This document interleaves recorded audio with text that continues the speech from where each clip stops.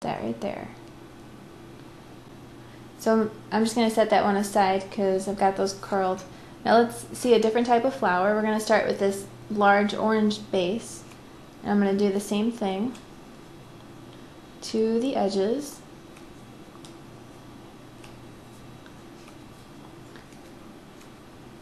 And then this flower, I like to make it all orange. So I'm going to take this medium-sized small orange piece.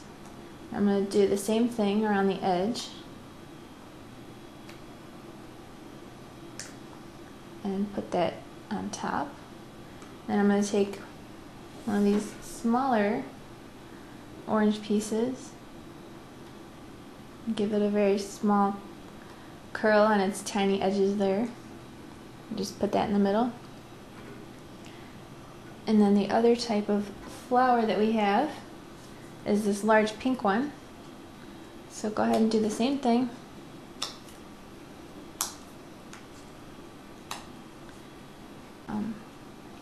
And then put one of these light orange flowers on top next.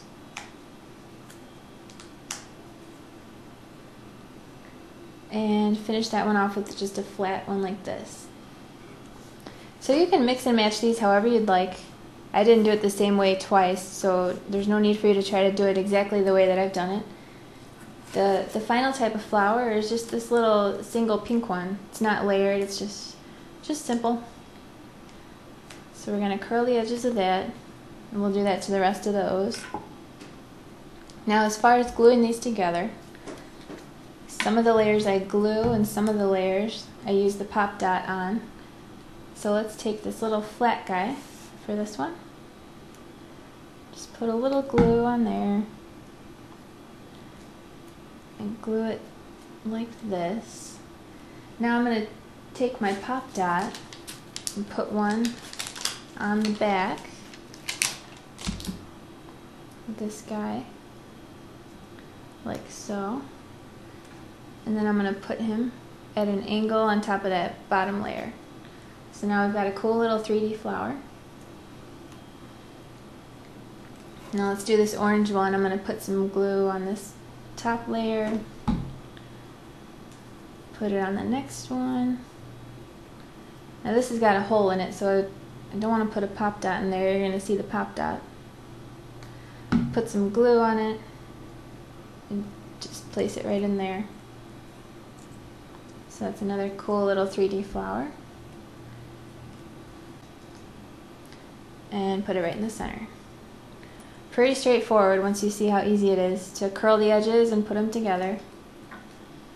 So now what you're going to do is go ahead and get your little assortment that you probably have of cute little sticky gemstones and decide what looks cool on which flower.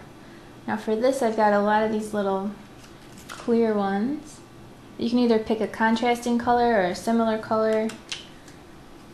And this already has a dot in the center, so I like that. I'm going to leave it just like that. Same thing with this one. You know, I could leave it as is, or I could put a nice red one in the middle. So it doesn't stand out too much, but it adds a really pretty sparkly touch. So now I've got about 3 or 4 flowers put together here.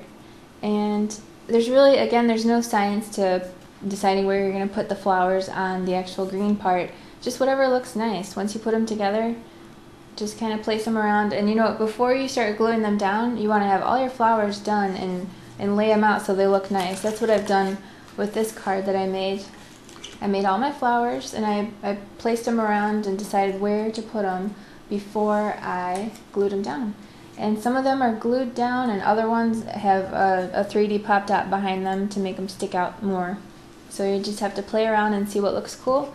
And pretty much no matter what you do, it's going to look cool because, you know, flowers are organic and they just grow however, and however you put them on there is going to look great. And so when you put your Happy Mother's Day on there, you just position it before you glue it so you make sure that it goes in the right place. And just so it fits on there pretty good.